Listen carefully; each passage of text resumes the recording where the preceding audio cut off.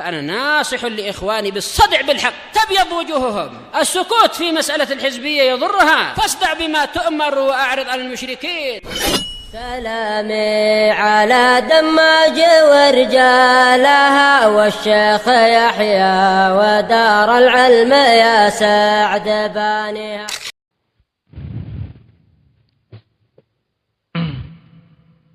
Bismillahirrahmanirrahim. Alhamdulillah hamdan katsiran thayyiban mubarakan fih kama yuhibbu rabbuna wa yardah. Asyhadu an la ilaha illallah wahdahu la syarika lah wa asyhadu anna Muhammadan abduhu wa rasuluh sallallahu alaihi wa ala alihi wa ashabihi wa man tabi'ahum bi ihsanin ila yaumiddin. Amma ba'd. Man hafizal hadits falyaqra.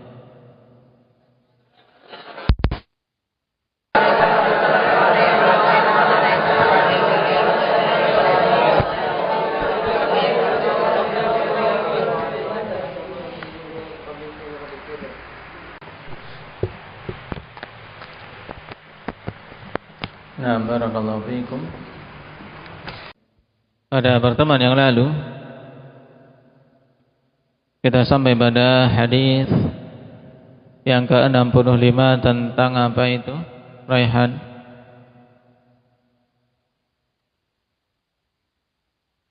Nah, zikir yang dibaca ketika duduk di antara dua sujud. Nah, apa bacaannya Yahya? Rabbighfirli, Rabbighfirli. Telah datang tambahan pada riwayat yang lain dengan lafaz Allahumma ighfirli warhamni wa'afini wahdini warzuqni. Riwayat siapa itu? Indak ya Rifki. Abdullah bin Abbas radhiyallahu anhuma. Taib, yang dihasankan oleh Imam Nawawi rahimahullahu ta'ala. Memang pada sanadnya ada kelemahan, tapi sebagian ulama dengan penguat-penguatnya mengatakan hasan bisyawahidih. Hasan dengan penguatnya. Sehingga siapa saja mengamalkan hal tersebut tidak diingkari. Nah, walaupun riwayat yang lebih sahih dari itu, yang hati tenang dalam mengamalkannya adalah apa yang ada dalam hadis Hudzaifah. Nah, ini riwayat yang paling kuat yang mengkhabarkan tentang zikir di antara dua sujud, yaitu Rabbighfirli, Rabbighfirli, Rabbighfirli diulang-ulang. Nah, indak ya Salman, dalam duduk di antara dua sujud ada berapa kaifiyah duduk yang sesuai sunnah? Dua, yaitu duduk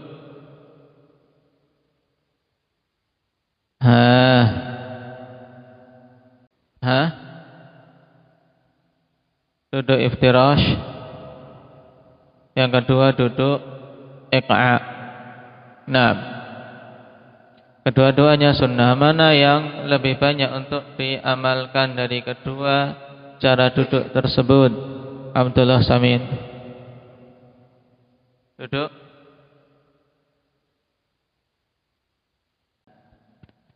Taib, duduk iftirash. Kenapa dinamakan cara duduk seperti itu duduk iftirash? Talha.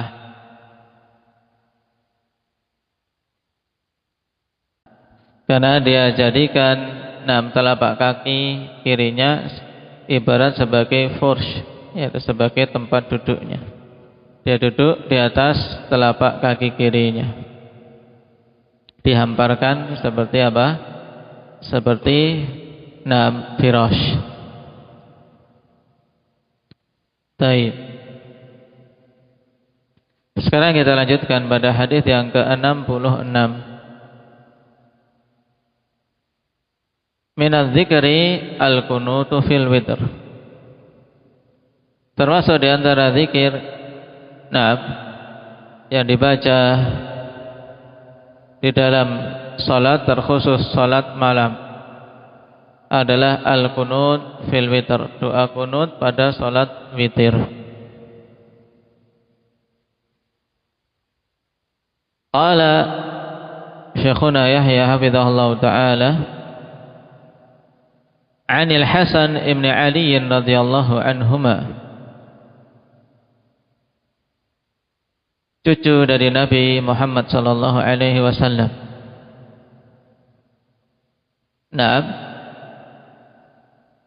Yang dengan sebab beliau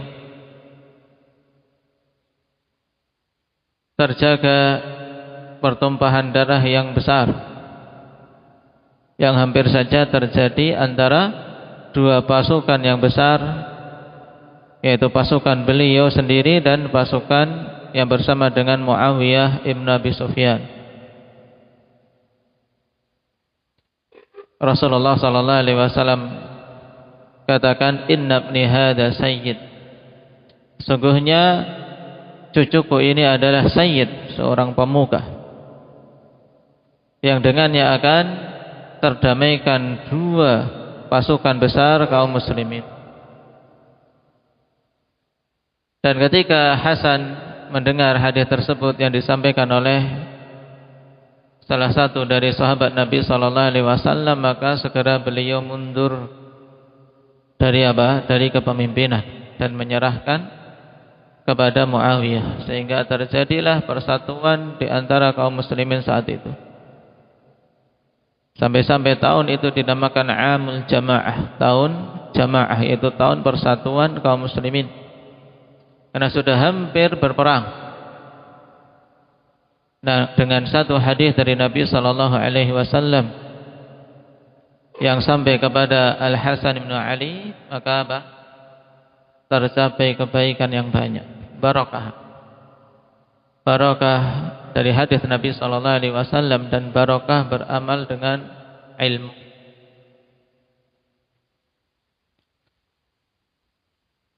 Dan juga datang keutamaan dalam hadis yang lain bahwasanya beliau adalah sayyidu syababi ahlil jannah, bersama dengan Al Husain bin Ali radhiyallahu anhu, sebagai pemuda-pemuda penduduk surga. Dzalika fadlullah yu'tihi man yasha, wallahu dzul fadlil 'adzim. Nah, Al Hasan bin Ali radhiyallahu anhu mengatakan, "Allamani Rasulullah sallallahu alaihi wasallam kalimatin aquluhunna fil witri." Qala Ibnu Jawaz fi qunutil witri,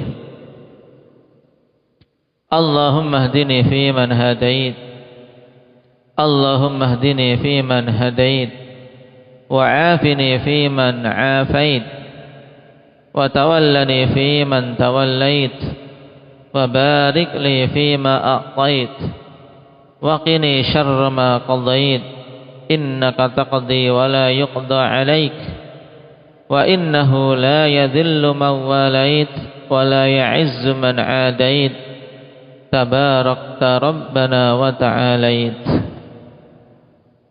Sebelum kita membahas makna doa yang agung ini, ikhwan, perhatikan dulu tahqiq hadisnya. Akhrajahu Abu Dawud wa Tirmidzi wa qala hadza haditsun hasan. La na'rifu 'anil Nabi sallallahu alaihi wasallam fil qunuti fil witri syai'an ahsana min hadza. Ini adalah hadis yang hasan, dan kami tidak mengetahui dari Nabi sallallahu alaihi wasallam riwayat tentang qunut dalam salat witir yang lebih bagus daripada riwayat ini.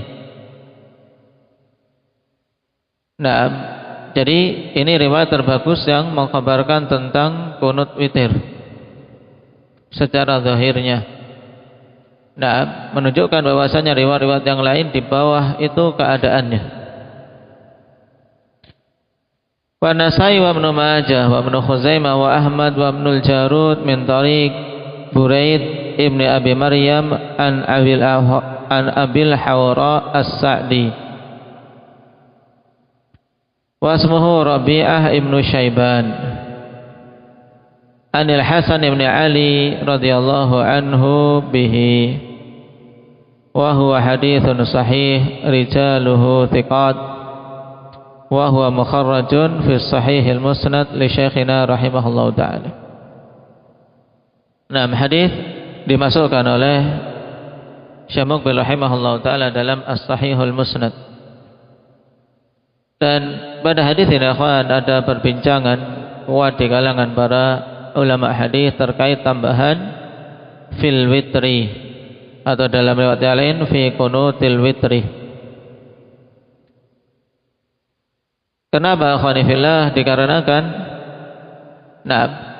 ada penyelisihan terhadap riwayat perawi yang lebih kuat dhabatnya, yaitu Imam Syu'bah yang dikenal dengan Amirul Mukminin fil hadis. Sedangkan riwayat yang datang dengan tambahan Qunutul Witr itu datang dari jalan Abu Ishaq. Dari jalan Abu Ishaq. Naam. Abu Ishaq perawi sebelum Buraid bin Abi Maryam, akhwan.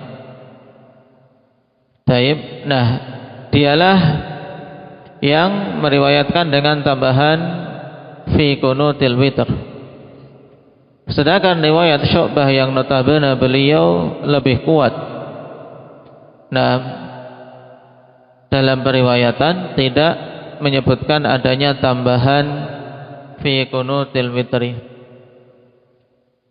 yaitu secara mutlak allamani Rasulullah sallallahu alaihi wasallam aquluhunna, yakni fi doa, dalam doa secara umum.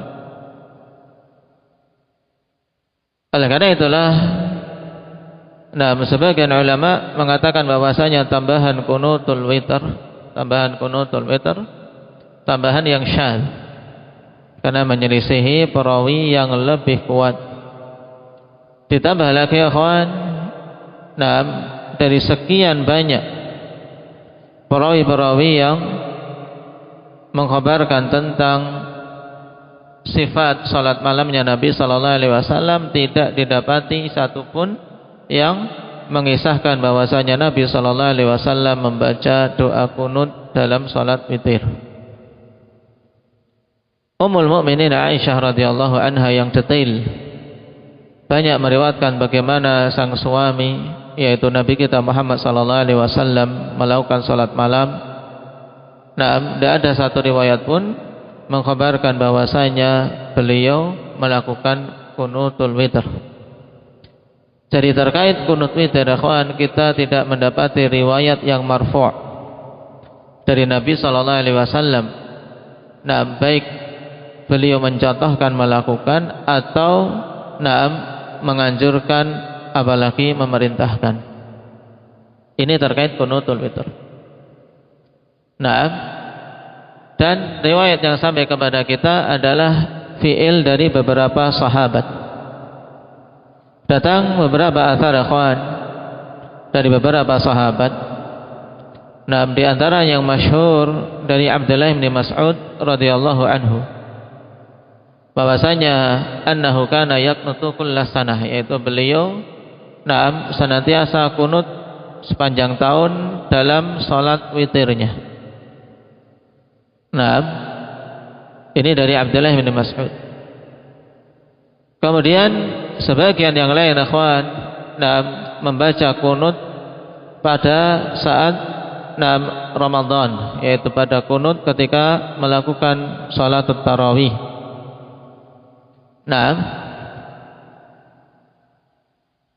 Di antara yang didapati riwayat akhwan dengan sanad yang sabit, yang mereka melakukan kunut di bulan Ramadan, terkhusus di setengah yang akhir, yaitu setengah akhir dari Ramadan mereka melakukan kunut. Di antaranya datang memang dari asar beberapa sahabat, di antaranya Abdullah bin Umar, ini yang sabit, yaitu melakukan kunut di nisfil akhir min Ramadan. Kemudian dinukilkan juga dari Ubay bin Ka'ab radhiyallahu anhu. Ini riwayat yang mauquf, dari fi'il sahabat. Oleh karena itulah, siapa yang melakukan kunut witir pada setiap salat witir, ya akhwan, melakukan kunut tidak diingkari. Demikian pula yang melakukannya di Ramadan, karena datangnya beberapa asar dari sahabat. Cuman untuk kita katakan itu sebagai suatu sunnah, butuh dalil yang marfu' sampai kepada Nabi sallallahu alaihi wasallam. Karena zahirnya dengan begitu banyaknya qiyamul lail Nabi sallallahu alaihi wasallam, bahkan tidak pernah beliau meninggalkan witir di malam hari. Dan istri-istri Nabi sallallahu alaihi wasallam, mereka detail ketika mengisahkan salat malamnya Rasulullah sallallahu alaihi wasallam. Dan didapati Nabi mengajarkan kepada mereka kunut witir. Demikian pula mereka pun tidak menukilkan kepada kita kunutnya Nabi sallallahu alaihi wasallam ketika witir. Wallahu taala a'lam. Terlebih lagi riwayat ini, tambahan kunutul witir, telah menyelisihi Abu Ishaq As-Sabi'i, Abu Ishaq As-Sabi'i terhadap perawi yang lebih kuat hafalannya dan lebih utama sifatnya dari sisi periwayatan, yaitu Syu'bah. Taib. Dari kesimpulan tentang hadis yang kita bisa secara tegas menetapkannya, akhwan, bahwasanya hadis ini doa yang diajarkan oleh Nabi sallallahu alaihi wasallam kepada sang cucu untuk dibaca secara mutlak. Dibaca secara mutlak, tidak khusus pada kunut witir. Dan kalau kita perhatikan lafaz doanya, lafaz doa yang sangat mencakup, dan kita sangat butuh dengan apa yang diminta dalam hadis tersebut. Maka perhatikan sekarang makna dari doa ini, agar ketika seorang beramal dengannya, dia tahu apa yang diminta. Yang pertama, lafaz pertama, Allahumma hdini fi man hadait. Allahumma hdini, Allahumma, ya Allah. Dan asalnya demikian, Allahumma, asalnya ya Allah. Kemudian dibuang huruf nidanya, kemudian diganti dengan mim. Allahumma, ya Allah, ihdini, berikan hidayah kepadaku. Fi man hadait, di sini permohonan agar Allah memberikan hidayah dan memasukkannya kepada orang-orang yang telah Engkau beri hidayah. Ya Allah, berikanlah hidayah kepadaku dan masukkanlah aku ke dalam golongan orang-orang yang telah Engkau beri hidayah.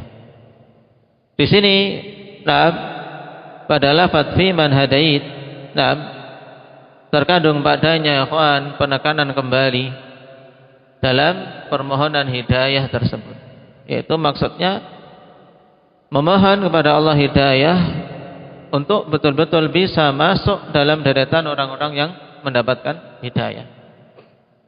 Wa afini fi man afait. Kemudian kalimat kedua meminta mu'afah.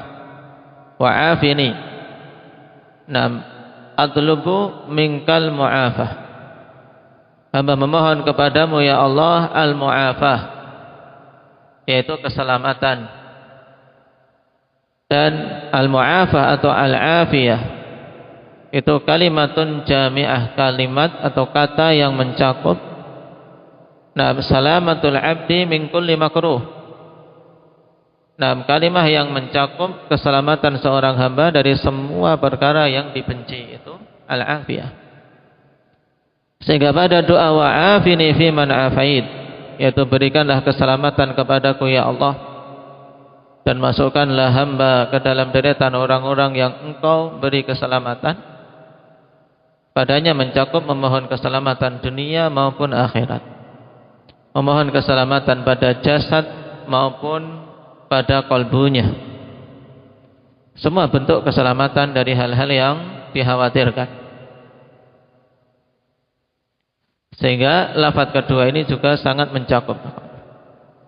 Pertama, meminta hidayah. Dan kita tidak luput kebutuhan dari meminta hidayah.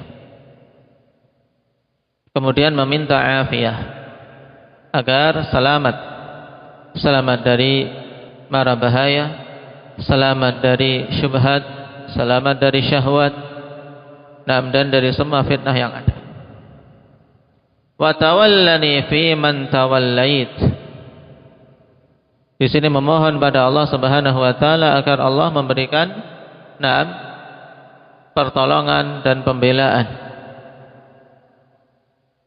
Karena Allah Subhanahu wa taala wali kita, anta waliyuna fid dunya wal akhirah.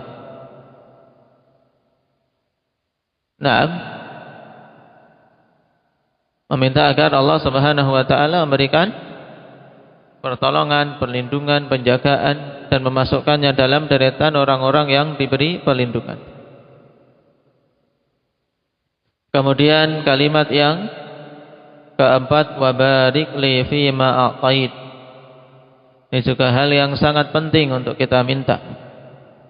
Wa barik li fi ma a'tait, dan berkailah untukku pada semua apa-apa yang telah engkau berikan.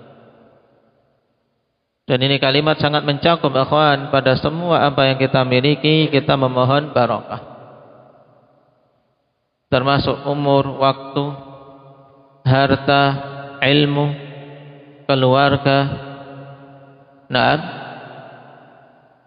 semua yang Allah Subhanahu wa taala berikan kepada kita, kendaraan, tempat tinggal, anak-anak, istri, kalau seorang istri ya suaminya, dan seterusnya. Dari semua yang Allah Subhanahu wa taala berikan kepada hamba, jangan sampai lupa akhwan meminta keberkahan padanya. Wa barik li fi ma a'tait.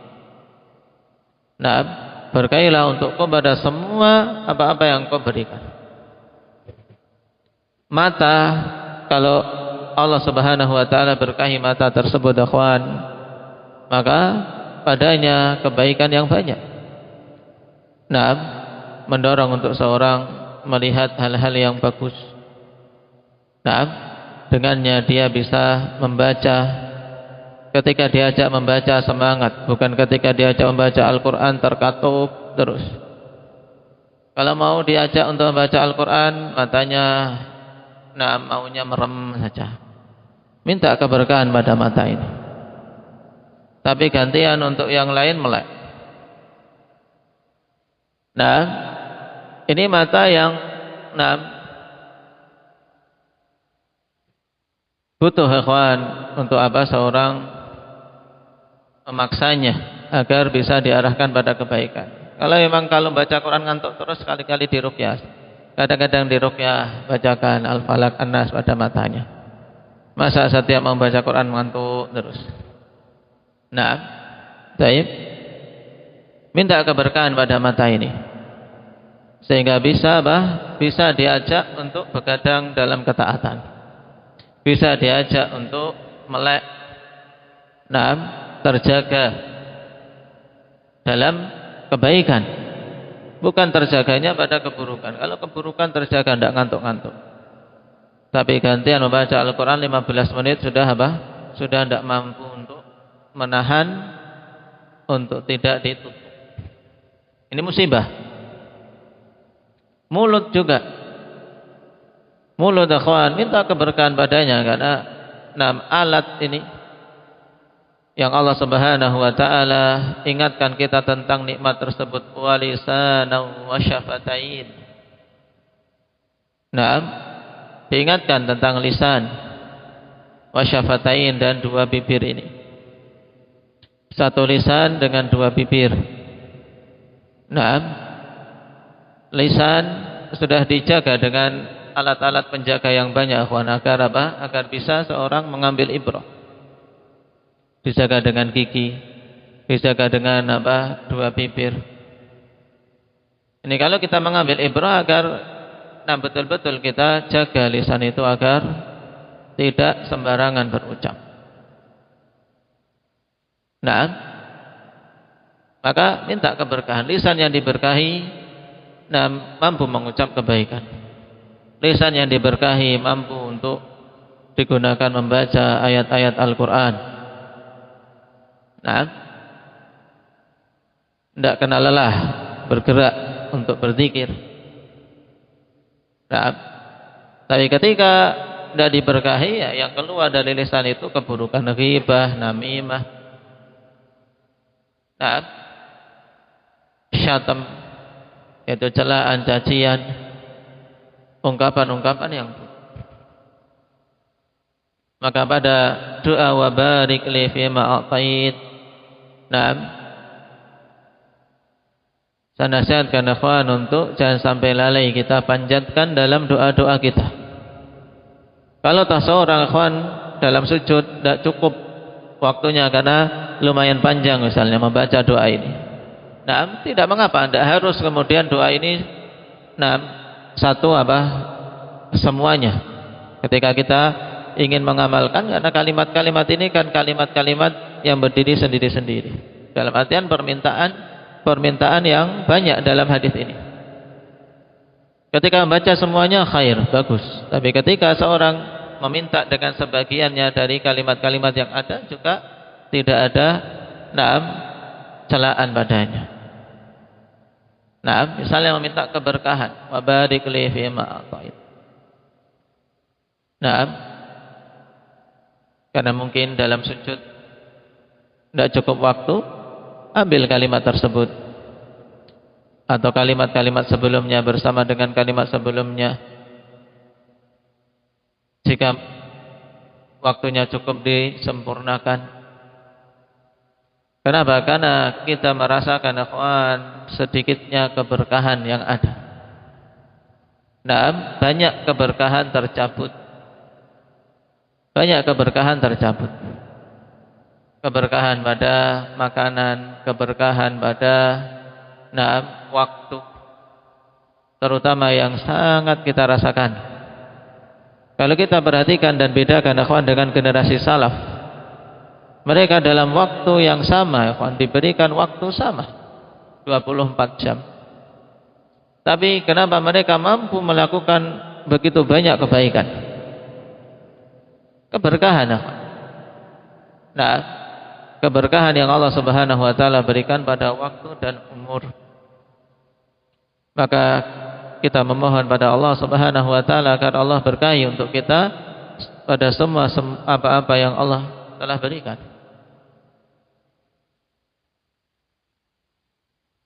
Antum diberi uang saku oleh orang tua sebagai apa? Sebagai wasilahnya. Walaupun rezeki asalnya dari Allah, tapi orang tua kalian sebagai wasilah, sebagai perantara, maka minta keberkahan padanya, sehingga 500.000 bisa tercapai kebaikan yang banyak. Taib. Wa qini syarra ma qadait. Dan ini dari apa? Fi'il amar qi. Fi'il madinya apa ini? Indaka Iqbal. Qi. Ini fi'il amar. Lindungilah aku. Qi. Nah, karena disebutkan setelahnya qini. Ya Allah, lindungilah aku. Fi'il madinya apa? Waqa. Waqa yaqi. Wiqayatan fi'il amarnya qi. Satu huruf saja. Qi. Dan lindungilah aku dari syarra ma qadait, kejelekan apa-apa yang telah engkau tetapkan. Dan pada kalimat ini ikhwan, waqini syarra ma qadait, ada hal penting untuk dipahami. Bahwasanya apa yang ditetapkan oleh Allah Subhanahu wa taala mencakup syarr wal khair. Apa-apa yang Allah Subhanahu wa taala tetapkan dan ciptakan, ada yang baik dan ada yang buruk. Semuanya ciptaan Allah. Iblis yang merupakan sumber keburukan, itu ciptaan Allah. Dan para malaikat, kemudian para anbiya wa rasul, yang dari mereka muncul kebaikan-kebaikan yang banyak, juga makhluk-makhluk ciptaan Allah. Jadi apa-apa yang Allah Subhanahu wa taala ciptakan, ada yang baik, ada yang buruk. Ini dilihat dari sisi makhluknya, dari sisi makhluk yang tercipta tersebut. Ada yang baik, ada yang buruk.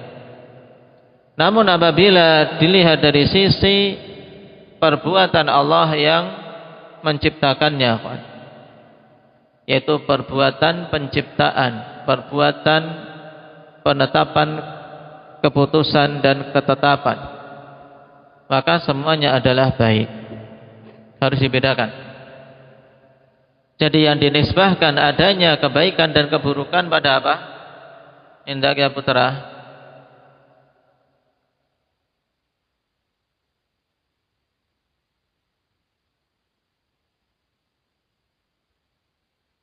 Yang ada baik dan ada buruk itu apa? Yaitu pada makhluk ciptaan Allah Subhanahu wa taala. Makhluk ada yang baik, ada yang buruk. Sedangkan perbuatan Allah yang menciptakan, maka semuanya baik. Ini harus dipahami. Oleh karena itulah perbuatan buruk tidak dinisbahkan kepada Allah Subhanahu wa taala. Kenapa? Karena semua perbuatan Allah, ketetapan Allah adalah baik. Sebab mesti terkandung di dalamnya hikmah. Allah Subhanahu wa taala menciptakan iblis, padanya hikmah yang baik. Sehingga diketahui siapa-siapa yang jujur dalam imannya, sehingga menetapi dan istiqamah di atas jalan yang Allah Subhanahu wa taala tetapkan. Dan diketahui siapa-siapa yang menyimpang dengan adanya godaan. Tapi kalau dilihat dari makhluk itu sendiri, iblis adalah makhluk yang padanya keburukan yang banyak. Bahkan semuanya keburukan. Sehingga kita minta perlindungan kepada Allah dari keburukannya. Nah, ini maksud waqini syarra ma qadait. Ya Allah, lindungilah aku dari kejelekan apa-apa yang telah Engkau tetapkan. Kita minta perlindungan dari apa-apa yang buruk yang ditetapkan oleh Allah Subhanahu wa taala.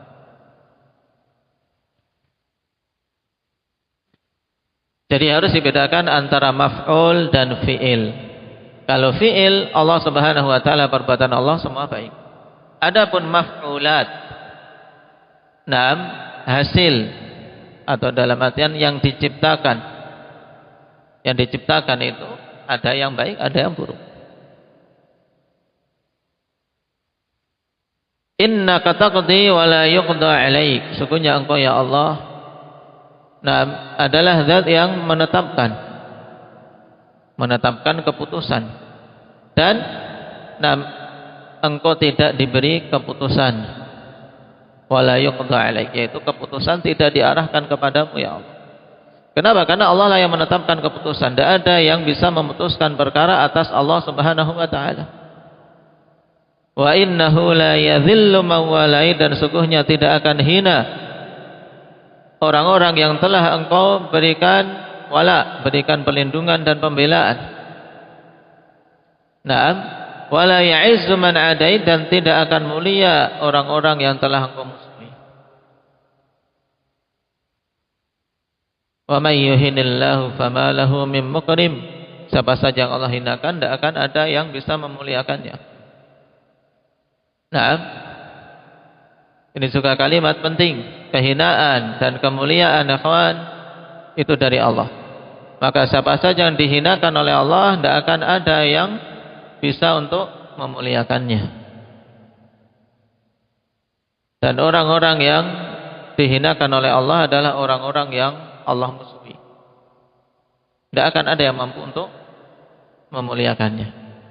Dan sebaliknya, orang-orang yang Allah lindungi, orang-orang yang Allah Subhanahu wa ta'ala bela, maka tidak akan ada satupun yang mampu untuk menghinakannya. Sehingga seorang hidup, ya kawan, tenang. Tidak cepat galau dengan apa-apa yang muncul dari manusia berupa gangguan, berupa cemoohan, berupa cacian, makian, gunjingan, dan seterusnya. Kenapa? Karena ketika seorang telah berusaha untuk memperbagus hubungannya dengan Allah, menunaikan syariat Allah Subhanahu wa ta'ala, kemudian menjauhi kezaliman terhadap sesama, maka itu jalan untuk seorang mendapatkan pembelaan dari Allah. Tidak akan ada yang mampu untuk menghinakannya. Tabarakta Rabbana wa ta'alait. Tabarakta ay ta'azam. Maha agung Engkau ya Allah, Rabb kami, wa ta'alait, dan maha tinggi Engkau ya Allah. Ini doa yang agung, akhwani fillah, maka perbanyak untuk berdoa dengannya dalam waktu-waktu yang mustajabah antara azan dan iqamah. Demikian pula ketika sujud dalam salat-salat sunnah, atau di waktu-waktu mustajabah yang lain di sepertiga malam terakhir. Karena doa ini tidak khusus pada qunut witir, sebagaimana telah kita sebutkan 6 derajat yang menambahkan lafaz qunutul witir pada awal pembahasan tadi. Taib, nasallallahu taufiq wassadad, walhamdulillahirabbil alamin.